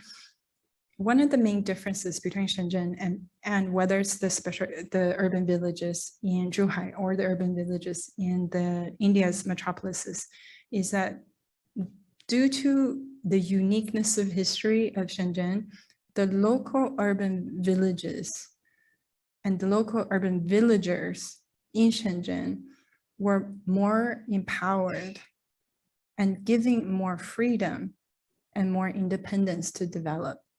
And, you know, again, I don't think this was entirely intentional because the local economy was dependent on the local urban villages. So this wasn't necessarily entirely progressiveness, although I would argue the early mayors and politicians and governors of Shenzhen, by the way, I mean, most of them are still alive. So that's why I was able to speak with many of them.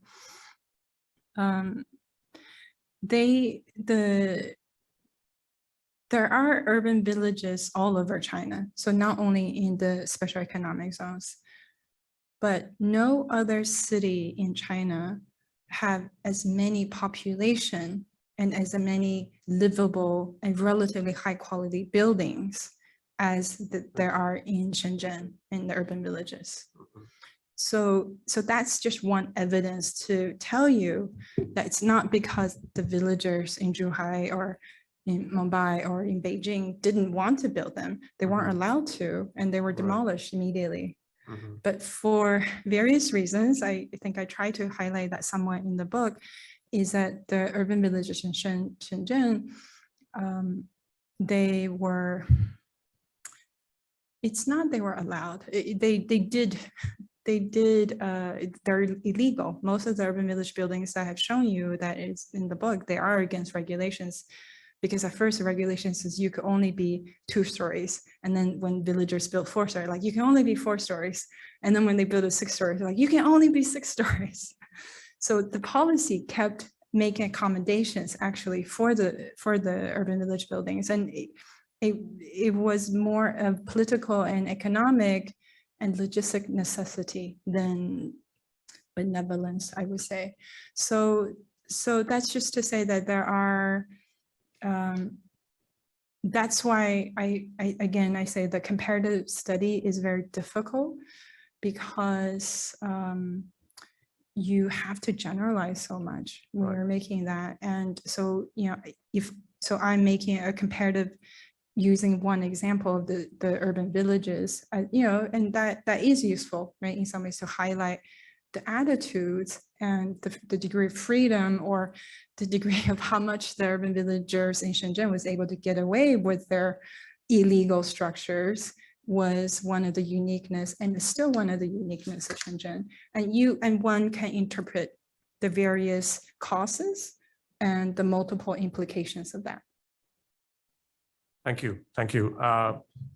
As I said, there are several Sure, questions coming through the chat function. There's a question on urban villages today, and Aaron Wilson's asking you rather, sorry, why are they disappearing? And is there any interest in preserving them as a piece of Shenzhen heritage?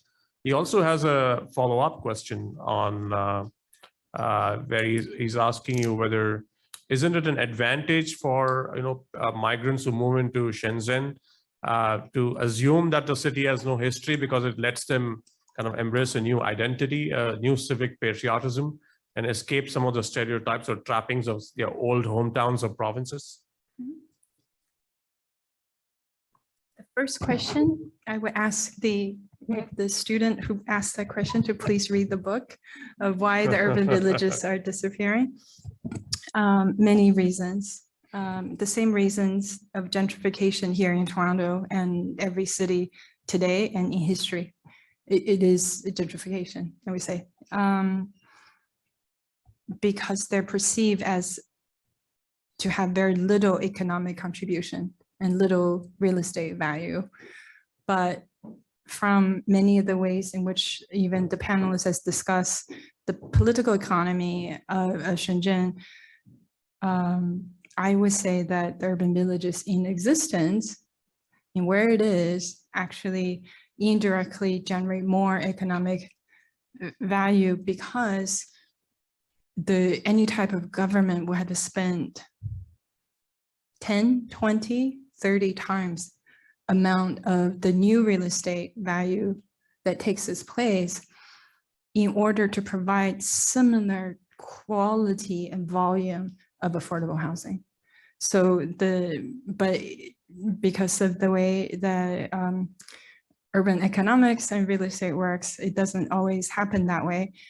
But I would say that that's one of the reasons why the urban villages in Shenzhen has stayed, because not because the city didn't want to demolish it, but because the villagers, the urban villagers in Shenzhen have been able to have a bit more visibility and political power to say, no, that amount that you're offering us is not enough for us to leave. So it is actually an economics. But again, this is a testament of local governance in Shenzhen. This is not a central policy that they did not forcibly demolish. So there are probably throughout the history, Shenzhen's urban history, that might be a handful of forced demolition.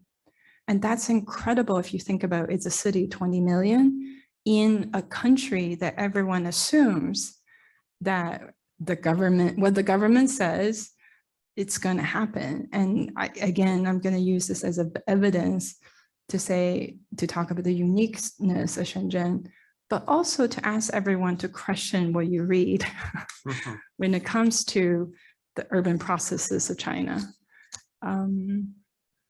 Most times there are complexities to that. If it's true that whatever the government says, whether it's in Shenzhen or Shanghai, you wouldn't have so many cases of nail houses, right? So, right. Thank you. The second question was on, I think I'm forgetting what it was. It was on the myth of an instant city and how migrants have an opportunity. Oh, right. This issue of the positiveness of ignorance, the positiveness of a freshness of identity of a city, right? And therefore the freshness of a migrant or anyone coming to that city to rebuild. I would say, yes, I understand where the sentiment is coming from. There's a very classic article, The Metropolis and Mental Life.